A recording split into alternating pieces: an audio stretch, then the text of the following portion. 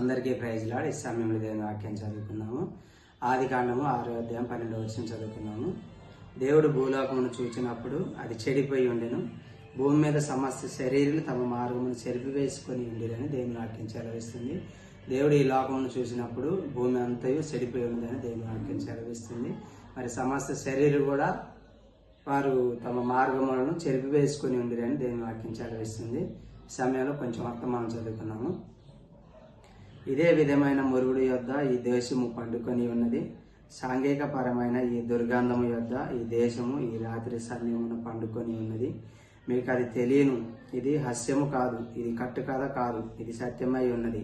ఆదికాండము 6:12 భూమి మీద సమస్త శరీరులు తమ మార్గమును చెరిపివేసుకొని ఉండేది. దేవుని యొక్క ఆజ్ఞలను ఉల్లంఘించి తమ స్వకీయ తలంపులతో నడుచుకొనిచున్నారు. ఆమేన్.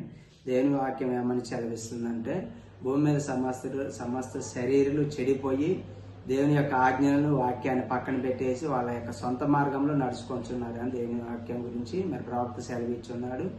మరొక వర్తమానం చదువుతున్నాము.